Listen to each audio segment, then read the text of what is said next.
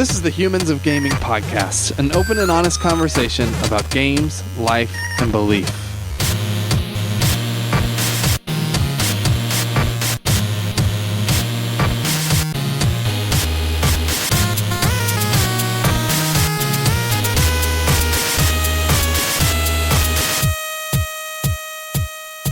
Hello and welcome to Humans of Gaming. I'm one of your hosts, Drew Dixon. I am the Chief Content Nerd at Love Thy Nerd, and I'm joined by Chris Gwaltney. Hey, Chris. Hey, I'm Chris Gwaltney, Chief Executive Nerd for Love Thy Nerd, and another host of this podcast, Humans of Gaming.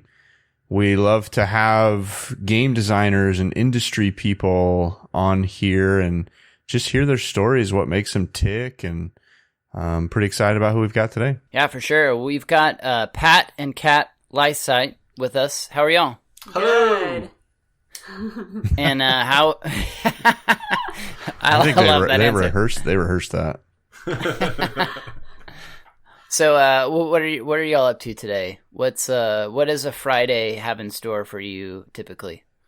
Well, typically I would be at work and Catherine would be trapped in the schoolroom with our kiddos. But today we have a down day that they gave us in connection with the 4-day weekend. So I just got back from a trip and we are spending some time together as a family, and that is a good thing.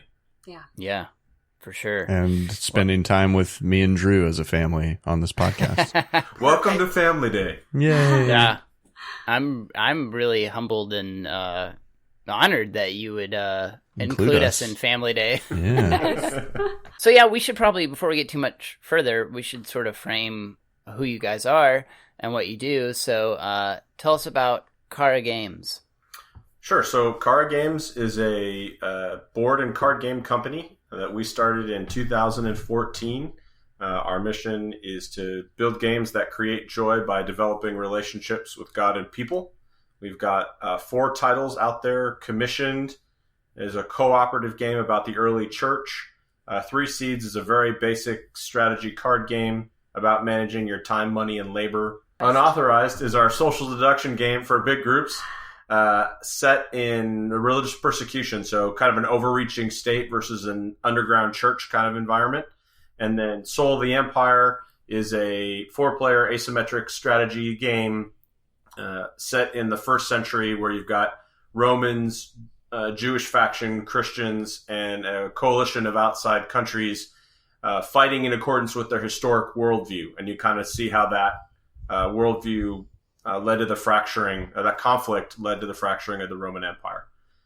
So that's us. They're also, Pat and Kat, absolute legendary champions of Love Thy Nerd. Aww. They've been on a trip with us. They support us, encourage us, pray for us. Mm-hmm. Pat's helping us plan LTN Con. Yeah, they've been here since the beginning. It's been great. Which is in Dallas, October 4th through 6th. You can still sign up. Yeah. Hey. We want to see you there. That's right. Yeah, for real. You can hang out with the 4 people you're listening to on this podcast if you sign up for... Kat may or may not make it. Okay. 3, at least 3 out of the 4. 3 out of the 4. Yeah. It's a passing grade. Possibly 4 out. Well, hopefully by the end of this podcast, we'll have guilted Kat into... We'll do Cat. there. We'll do Cat Con in December. No, you guys are obviously juggling a lot. I mean, you're just like literally seconds before we started this. Kat, you were doing some homeschool stuff with your kids, so That's we right. understand it's a busy life. How long have y'all been homeschooling? From the beginning. So I have a 7th grader, so that would be, This is my 8th year. Yeah. Wow. Bravo. I'll have to get some, we'll have to get some tips from you, because I actually homeschool as well, which Nice. may make people stop listening to this podcast, but... Oh, well, we're a little bit weird, but homeschooling's not for everyone. So, like, there's no pressure. Yeah. Just because we do it doesn't mean you're supposed to be doing it. Yeah, that's right. That's right. And just because you homeschool, let's just knock some stereotypes out here. Yeah. Just because you homeschool doesn't mean your kids are weird, or that you're weird. You guys aren't weird, and you homeschool. I'm weird. Yeah, they're a little weird. I mean, let's not we're all let's not give too much credit here. They're a little weird. No, like I've to be honest with you, I promise this isn't the homeschool podcast, but it is cool to talk. I always enjoy talking to other homeschoolers because, like, I was skeptical of it because I was public schooled and stuff, and so were we. Like, and we moved to this certain part of Nashville in part because it was like the cheapest place we could move to that still had good schools. Okay. And I guess parts of Nashville don't have a great reputation in terms of the school systems, but then my wife was like, started researching homeschooling and got really passionate about it and like decided this is what we're going to do. Or this is what I want to do. And I got on board and I love the way we're able to educate our children. There's a lot more freedom in our schedule and like the ways they're able to learn. Like I think that's one of the things I see in the way we're able to educate our kids now is that I think we're on track anyway. I mean, it's going to take some work, right? But we're on track to develop in them a love of learning, which I think is like something I didn't get as a kid in school. I hated school. So well, and a lot for at least for us, and I'm sure it's the same for you guys, is that it's a lot about learning how to think instead of learning how to memorize information, and that's a different mindset when it comes to education. What a concept! Yeah, for sure. Oh, this was really cool too. Like, my wife went to this homeschooling conference, and this has just stuck with me ever since. One of like the kind of key themes of the conference was like the greatest gift you give when you homeschool your children is yourself. Yeah, and I thought that's so good. Like, you just can't put it like, I know there's a lot of people that just can't do it. Like it just doesn't work for them financially. And I totally sympathize with that. But if you can figure out a way to make it work, like, I just think that's, when I heard that quote, I was like, yes, that's why I'm down with this, you know? Yeah. The blessings are abundant if you can pull it off, for sure. Yeah. Yeah. Well, now that we got our sponsorship homeschooling stuff ad out of the way. That's right. Sorry about that. It's Drew's fault. I don't know why you're apologizing. Last homeschooling question. What were you teaching them just now? Like before you jumped on, what was going on?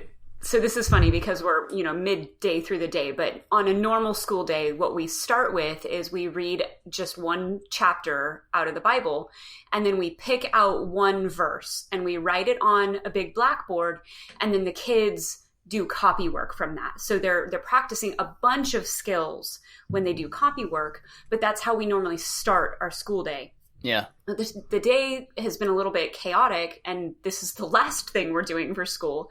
And Gotcha. So I pulled them to the schoolroom. Let's do our Bible time. And we just knocked that out right before I got on with you guys. Well, so tell us, like, what's new with Chara Games? What's going on with you guys in your work in the games industry? So we are in what we have affectionately dubbed a reset year. We have tried. So like begrudgingly affectionate? Yeah. It was forced. So okay. I told him, look, we need to take a step back. We need to take a year to regroup because we had a really hard last year. We did a project and then we got hit by a hurricane right after moving. And so literally a hurricane. This is not a figurative hurricane you're talking about. No kidding. Hurricane Michael. We live in Panama City that got the eye of the storm. And so we had a very chaotic fall. We literally lost 3 months out of our calendar. Virtually no memories of what happened in that time. And so we got to the new year and we just said, there's something that we have been wanting to do for a couple years that's kind of been percolating that we're going to get to. But I said, look, love, I can't handle the stress of trying to make that happen this year.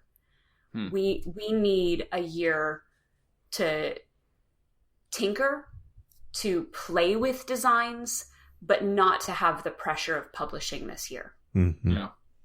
So like we're committed to the long term and continuing with Chara Games because we see the value in the product it releases and the community it can potentially create. But it has really just been an uphill battle over the last several years in places that I think we didn't anticipate when we looked at starting the company. And so when everything just kind of, like when the storm literally blew through and wiped the calendar, we had to just say, okay, what's the baseline? What's important? And card games to us is important, but it's not more important than God. It's not more important than our family, and it's not more important than the work that pays the bills. And so you have to, make those decisions, and we have to step, this year we've had to step back a little bit, and that's been painful. I was going to ask, because you strike me, Pat, as someone as someone who just thrives off of knocking things out and like getting projects. Is that true? You like to get things done and it's very perceptive. achieve things. Workaholic is another way to say that. Thank you. I prefer to call it Drew. It takes one to know one. It takes one to know one, Drew. Yeah, I'm right there with you. That's definitely my personality too. So it's hard to let that go, because a part of you feels like we started this because we believe God called us into it. And so now when I'm not working at it as hard as I want to be doing, like there's a little bit of guilt there for me about am I managing this? Am I being a steward of this the way I'm supposed to? But the reality is that, there's only so much time, there's only so much energy, and there's only so much ability to focus that you have, that you've been given, and you have to use it in line with the priorities. And so here we are.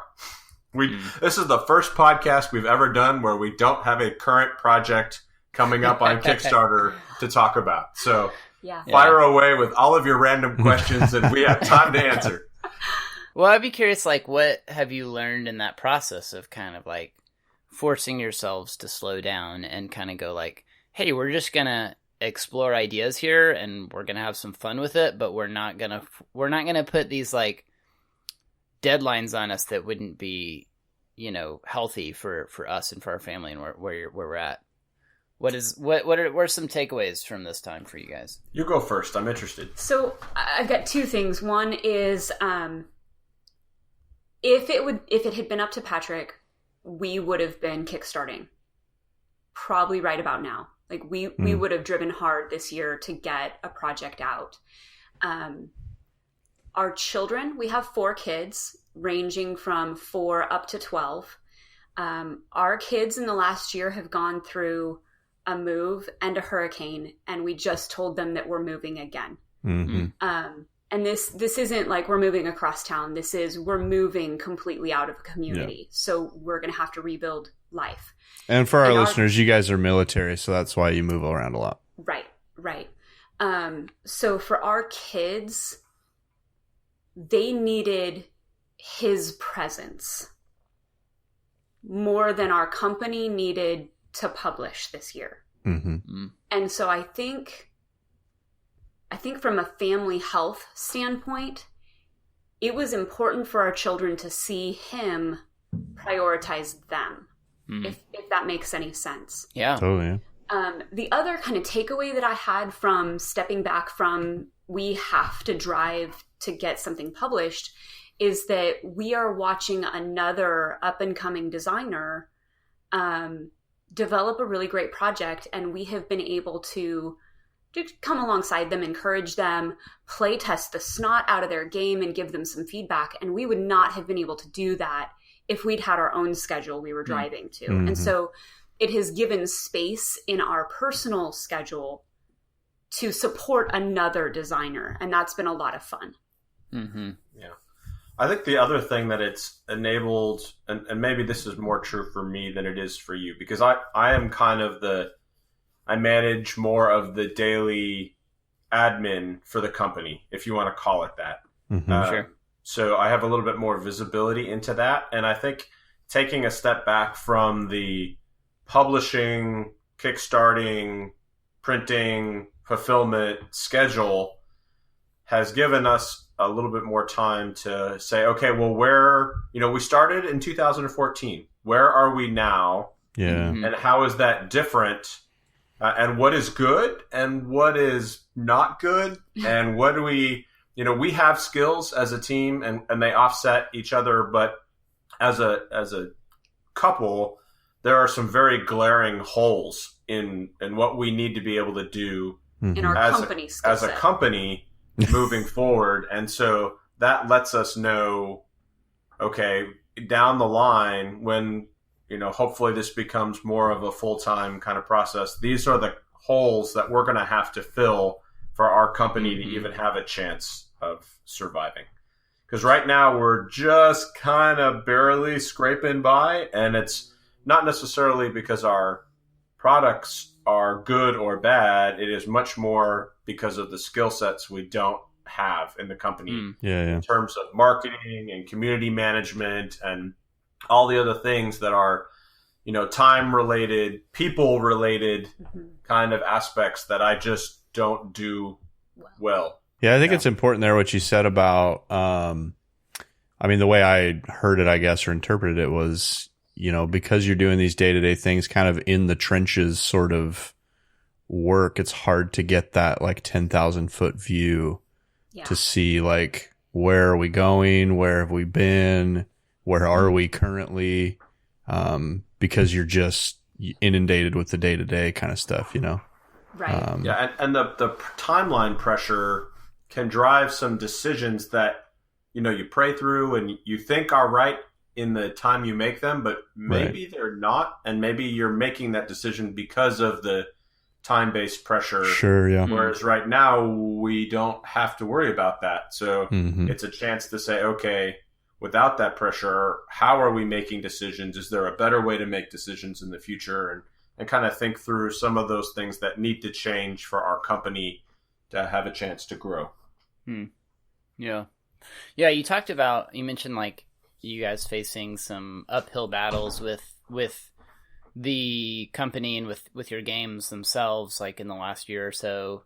Can you give us an example of like what are, because I know there's a lot of people that listen to this podcast who are like either making things like making games, or they're really wanting to and they're trying to get started.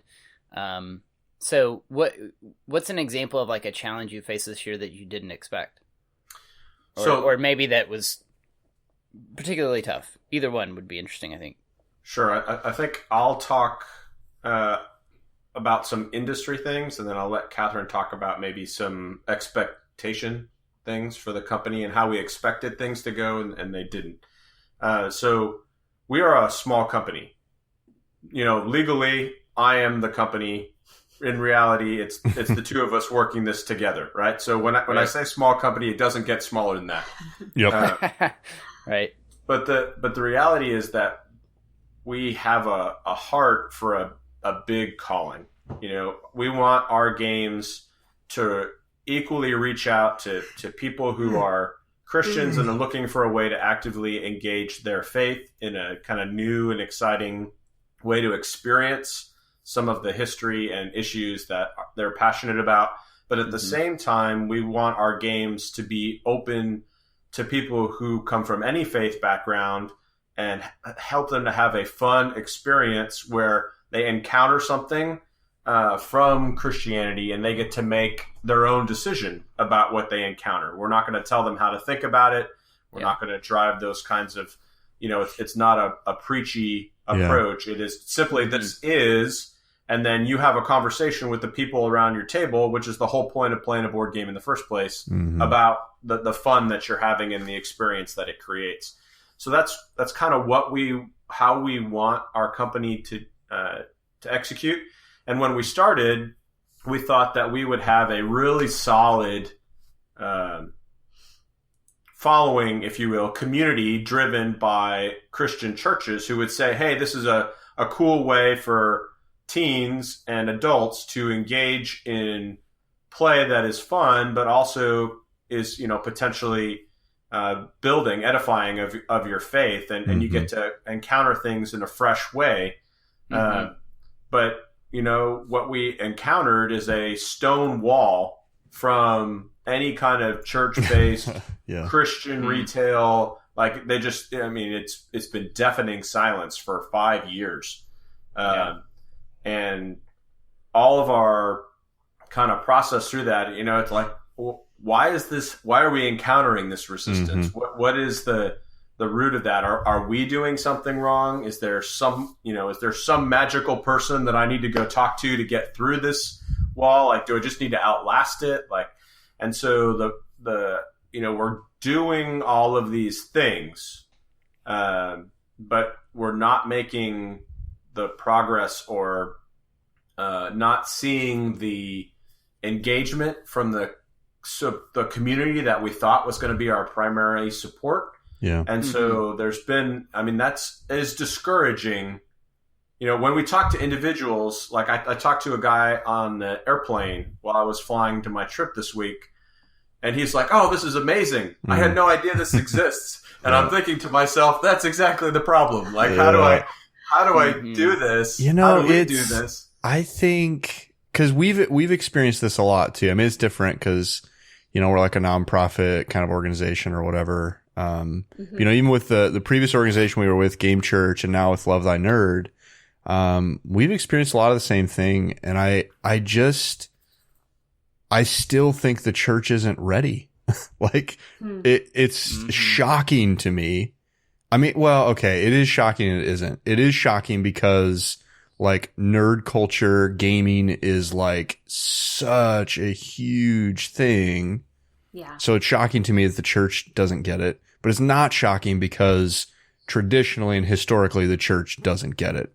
And they're like, we're always behind the times on this stuff, Yeah. So you're not alone in hitting that stone wall.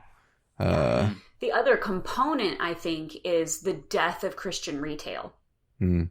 Oh, yeah. Like trying to get on shelf space in a Christian bookstore because the church overall doesn't get it. Yeah. The Christian retail doesn't see the market. And so that's another component of the stone wall that we face. Just like, if we just get this out there in front of the Christians, this is what they're looking for. Yeah. Yeah. They don't know it per se, but this is what they're looking for. And because the church doesn't get it, the people that were stocking the shelves won't even look at the product. It's all Amazon's fault. Yeah. What we're really getting at. There's a bit of that too. Freaking Bezos. Thanks, Bezos. I'm only kind of kidding. But yeah, no, I think, because it's interesting, I think I'm noticing a trend of, like, people in churches getting really into board games. Yeah. Just, I hear about it quite a bit through people who are in our community at Love Thy Nerd. That's one thing. And then I've just experienced it. Like, we've been to a couple of churches where there were pretty big groups of people that were really into board games, which is cool, because it's a fantastic way to spend focused time enjoying something with people together, right? Yeah. But at the same time, it's interesting when I talk to them about Love Thy Nerd and kind of share what we do. They're like, "Oh, I would never thought that was a thing that you would do." Like, they just don't make the connection. Meanwhile, we're shouting inside of our heads. Right? Yeah. This is what the church is supposed to be. Hands and feet Christianity, out there in the community, building relationships, loving on people where they are. How did we lose that message along the way? I remember this, I barely remember, but I'll do my best. This book I read, I think it's called The Artist's Way. And it was written by this, worship pastor from Willow Creek, this huge church in, they're in Chicago, right? Yeah, I think Chicago area. And, the book was kind of specifically about, like, art and Christian expression of art and all these things. And one of the things he talked about in there was, like, once upon a time, the church was the hub for artistic expression. You think about, like, Sistine Chapel or these different things where, like, that's where you went for culture and art and cutting edge stuff, music, all of it. And at some point, I don't remember if he, deduced at what point that kind of changed or if it was just sort of this slow progression or whatever. But it's so interesting to me that, like, it is so different now that, like, no one's going to the church for, like, the cutting edge kind of stuff or thoughts or ideas or Well, the culture reality or whatever. is that no one's going to the church, or not no one, but our culture is no longer going to the church for community. Yeah, and sure. that is why, I mean, that's behind a lot of the nerd culture, board game community growth, because people are trying to connect with other people in a primarily digital world, but they're not going to do it through the church. Right. So they're doing it through nerd culture.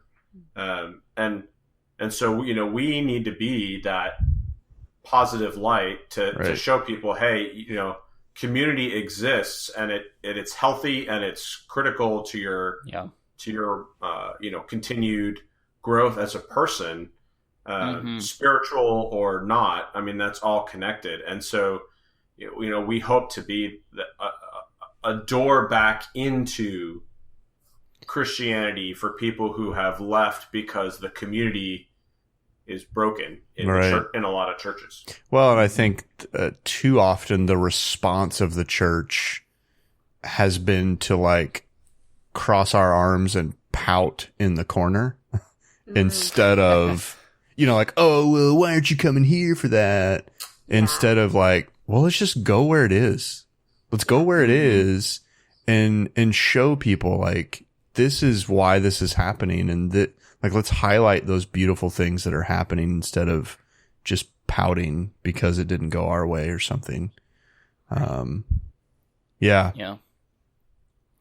I think maybe there's like a mourning in the church today over that loss of like influence and control. You know, it's like I think we, in some ways, as like at least Western Christians, have this sort of picture of the church as once being this like really influential and kind of like you're talking about, Chris, like produced a lot of the world's greatest works of art, like that kind of level of influence. And then now we're sort of like, it's just different. Like we're kind of living in, I mean, I know some people call it like a post-Christian culture. And so there's sort of this like, hey, we ought to be there and we're not. And so we're just going to kind of be mad out about it.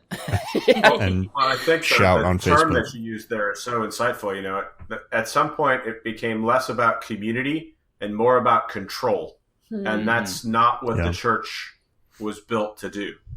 And when we seek control, that's a bad thing. Well, it, you know, it's your guys' commissioned game, right? Like the church was established against those that were in control and in power. I mean, it was this subversive, it was this subversive, like, you know, underground kind of thing.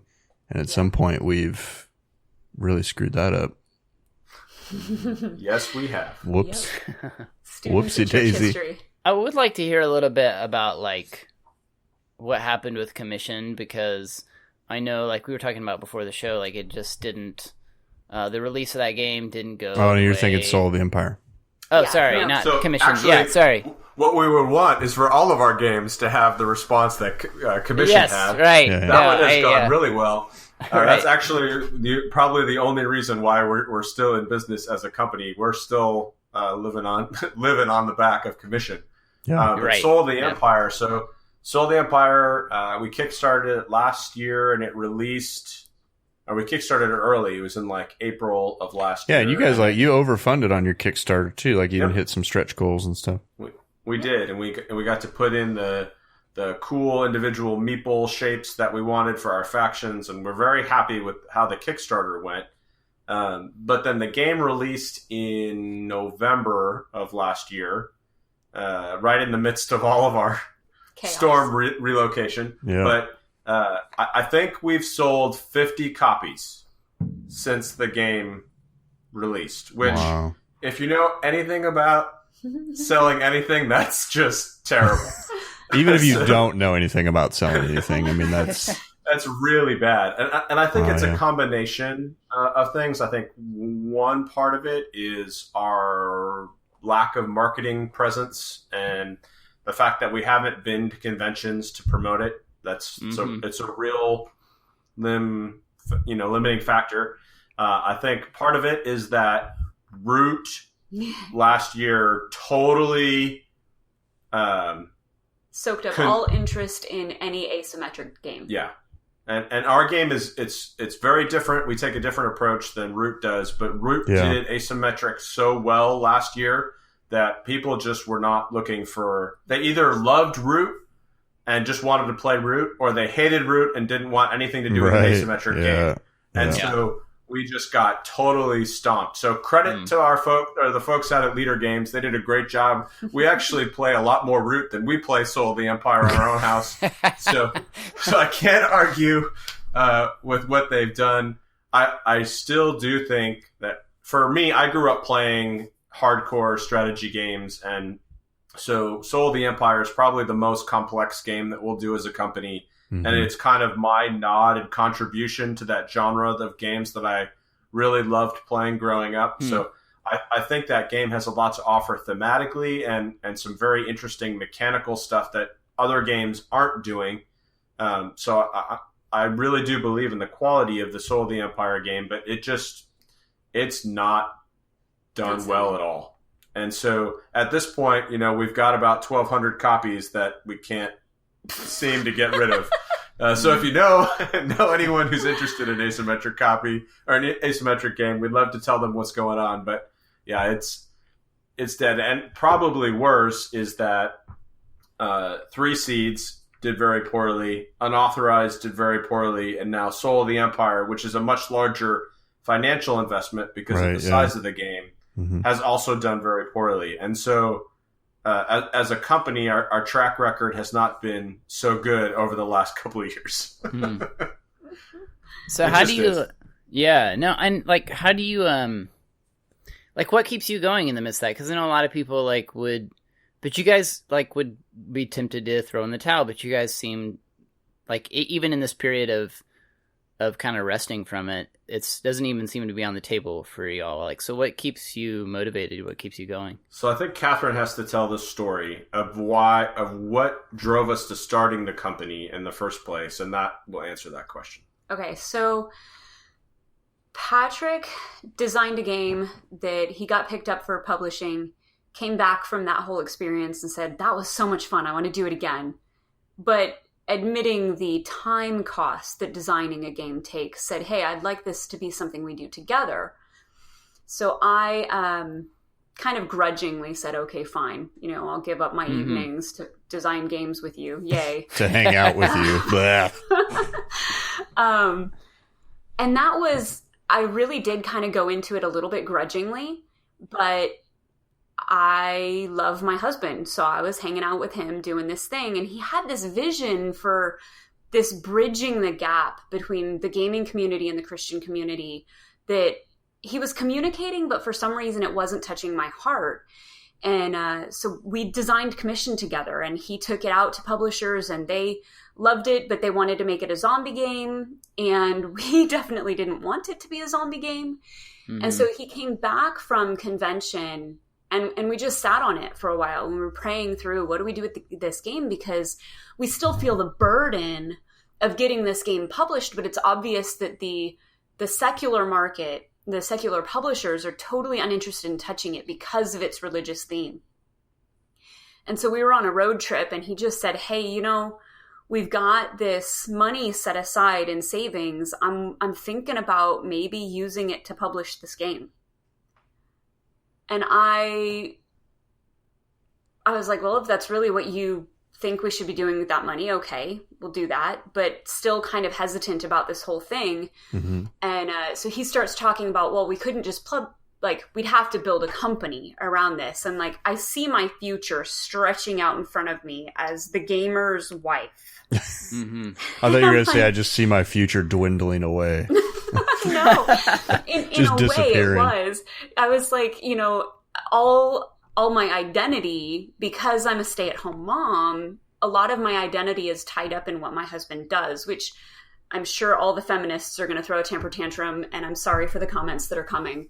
But that was the reality of where I was. And so I see myself becoming the gamer's wife. And I'm really kind of throwing this silent temper tantrum about this situation. I'm praying about it, and we're driving down the road, and I'm staring out at this random wilderness. And in my spirit, not an audible voice, but in my spirit, God spoke to me and said, are they not worth saving? And that one simple question changed my thinking, my heart. Like, I finally caught the vision of what Patrick had been trying to do for the last 9 months. And for us, this is very much a calling to reach out and love the people that are in the gaming community, the 20 and 30 somethings that left the church because they were injured. They were wounded by the things that we just quite frankly suck at in the church. And a call to reach out an olive branch or just extend a hand of love and grace back into a group of people who are disenfranchised. And that I haven't been released from that. You know, I still feel that burden of building the bridge back to those people. And so that's why we're in it. Even if our games never pay for themselves, we're going to be in this until probably we die, because we have an opportunity to create a product that creates a conversation. Yeah.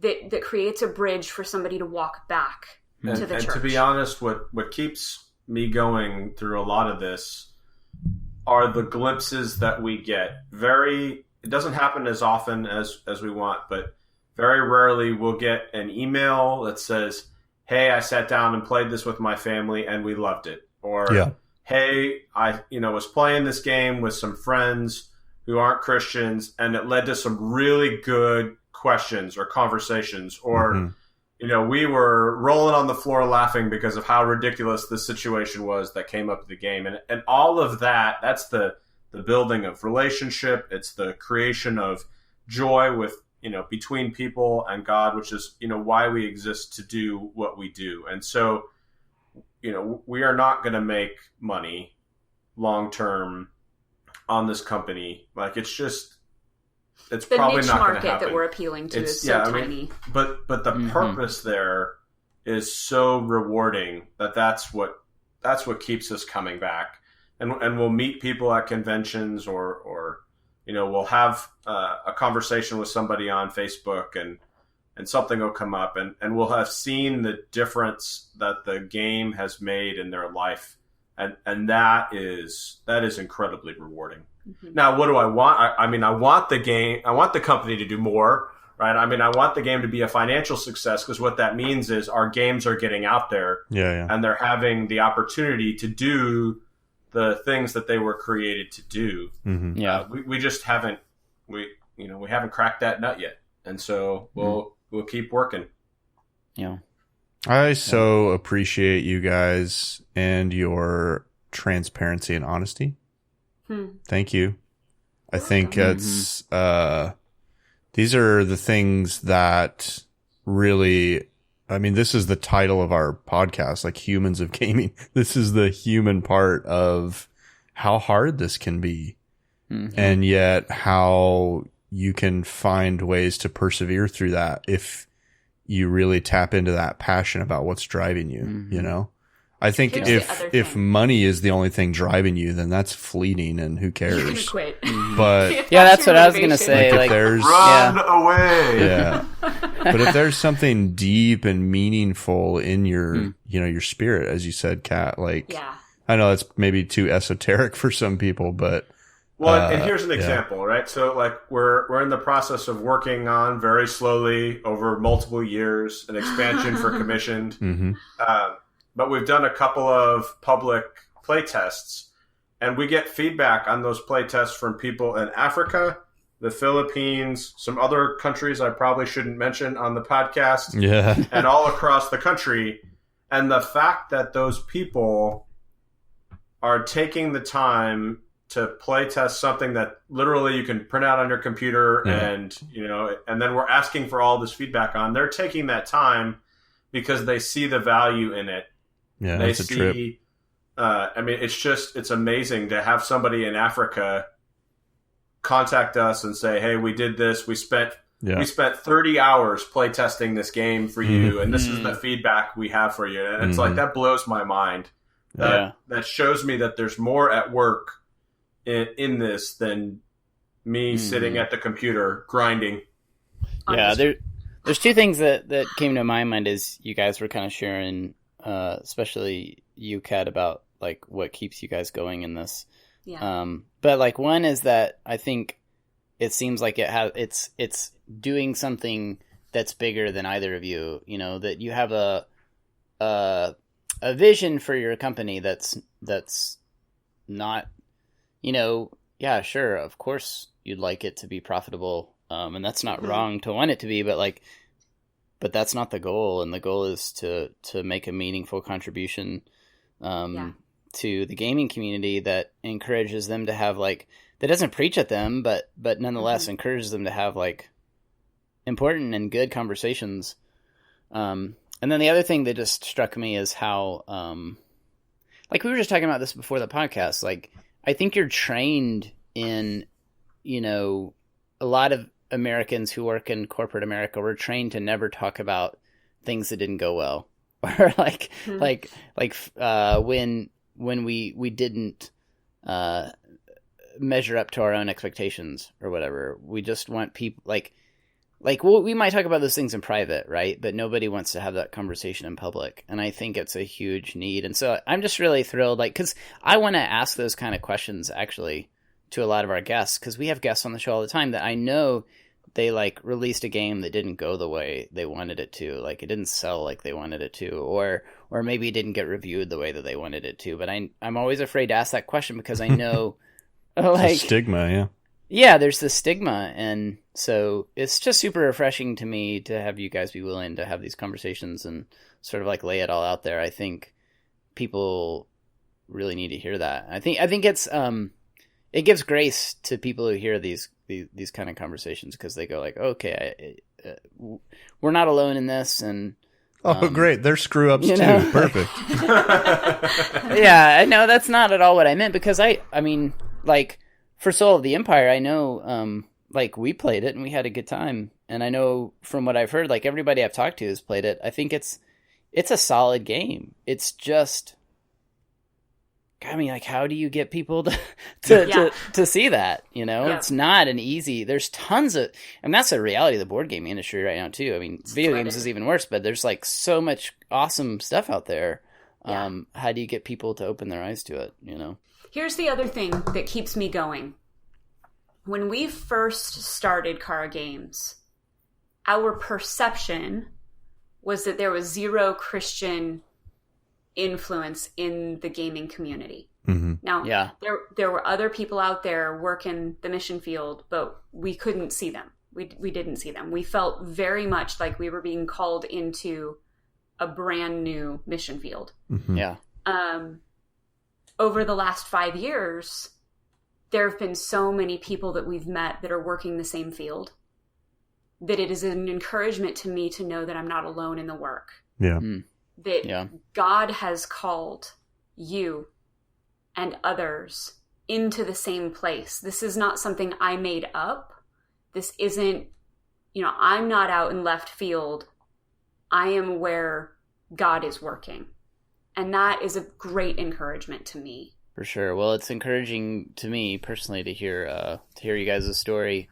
You said, like, I don't want to like get into it too much, but you did mention like there's this expansion for commission that you guys have been working on. Like, I know you're in this like season of, hey, we're not gonna like force anything out the door. We're gonna take our time. Yeah, that's the project Patrick would have had on Kickstarter right now if I played. Okay. Yeah.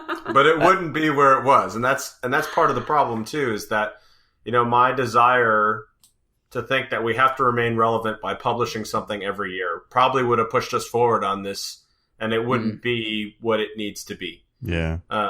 We really have, it's been a battle putting this expansion together, because commission came together basically start to finish in 6 months, which is incredibly fast. Right. Yeah. And God was all over that, making that possible. And this expansion has been tough because we're trying to bring something new to it without changing the character of what the game really presents, or changing who it's reaching. And so it's been a battle to try to add some rich stuff to the game without making it overly complicated or just ruining the feel that it has and the access that it has. But what we can say is that it's going to have 2 new apostles that you can play. It will have 2 new scenarios, and it's going to have some other things that we're adding in to kind of explore some more of the personal responsibility within the church and what it means to deal with the fact that inside the church can have as much of a threat to the church's success as outside the church. Because the base game is very much focused on it's cooperative. You work together against what is happening outside. But the reality is that even when you're trying to work together, we're people and we get in our own way. And, how many of Paul's letters he's, rebuking the church for doing stupid stuff. And so we're trying to incorporate those kinds of things. And I'll just throw this out there. If you come to LTN Con, maybe you can help me play test it. That was going to be my next question, Pat, is lastly, you're going to tell us that you're bringing it to LTN Con. It may not be pretty, but it will be there. Oh, it'll be ugly. That's all right. I can guarantee it. Awesome. Yeah, well, we'll have to give it a whirl at LTN Con. Come to LTN Con. That's another reason. October 4th through the 6th in Dallas, Texas. LTNcon.info. You can find out all about it. And also, Chara Games is the premier sponsor for LTN Con. So I don't know that LTN Con would be happening without you guys. So thank you. Yeah. For sure. Thank you. It definitely wouldn't be happening at the scale that it's happening at. We'll say that. We'd probably just be doing it like in Drew's house or something. That works too. Which I wouldn't object to. My wife might, but I wouldn't. So appreciate that. Well, I shouldn't say. I mean, who knows? My wife might be excited, but I shouldn't throw it under the bus. Get yourself. You just want to get her on here. Hey, Jen. Yeah. No, this is great. I really always enjoy chatting with you guys. Yeah. And, thanks again for your transparency, honesty. Like, I think that's really refreshing. We're glad to be here. You guys are good people. We're very happy to be a part of the LTN community and everything that it's offering. I think it's been a space that's been vacant too long, and so we're happy to be in the fight with you. Sweet. Yeah. Well, thanks. We really appreciate it. Before we go, any other thing you'd want to pitch, like any projects you got going on or anywhere online that you would want to mention? If you know anyone who might like Soul of the Empire, just kidding. But in all seriousness, we've got Commissioned and Soul of the Empire up on Amazon, and then we've got 3 Seeds and Unauthorized primarily in our bedroom closet. So we only our games will only do what they're intended to do if they're played. And so we rely on people telling other people about our games. That's, as a small company, that's the only way you survive. So tell somebody about Chara Games, and that helps us. Cool. And I haven't played 3 Seeds, but I've played all the others, and I like all these games. So if you care what I think, dear listeners, play their games. Yeah, for sure. They're cool. For sure. Yeah. I mean, Commissioned is a super solid cooperative game, so if you like cooperative games, you're really going to dig it. I mean, I've heard people say sort of like, describe it as like reverse Pandemic. Yeah. That's how I always describe it. I mean, and like, it's as good as Pandemic, I think. So there you go. Better, in my opinion. Here's the other thing I'll say. I'm like a curmudgeon Christian. Like, I've got a big chip on my shoulder about other Christians and like cheesy Christian crap. And that is not what these games are to me. Yeah, like, I think I have a pretty sensitive radar for that stuff.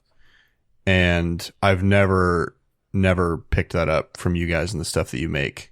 So well, that's good because if we're you're- trying really hard to Yeah. avoid that. Well, if you're listening to this and you're like, oh, Christians make stupid stuff and it always looks dumb and is dumb. It's very true. It's very true. We're trying to not be those people. Yeah, I don't get that. And also just knowing you guys in your heart, I think goes a long way too. So anyway, moral of the story is caragames.com or org or whatever it is. I forget. Well, if you want to check out what we're up to with Love Thy Nerd, please do so at lovethynerd.com. Go check out our great articles and information about what we're all about. All that can be found there.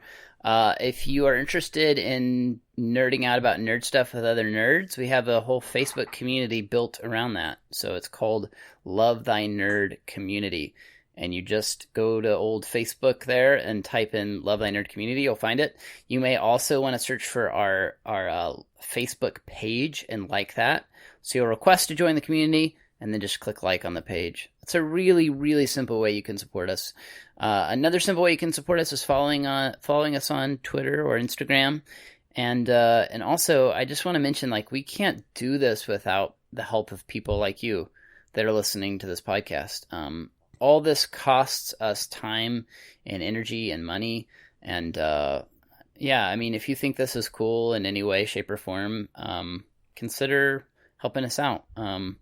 So you can just go to lovethynerd.com and there's information there about how you can give to what we're doing. That's basically it. I think we've mentioned LTNCon a few times, so I won't again. LTNCON.info. There we go. Come hang out with us. Yep. It'll be fun, I promise. Yep. Oh, and rate or review our podcast on iTunes, and check out our other podcasts. We have a whole podcast network, Free Play, and the Pull List. Go check those out. They're both fantastic. That's it. We'll talk to you next time. Bye. Love you. Bye.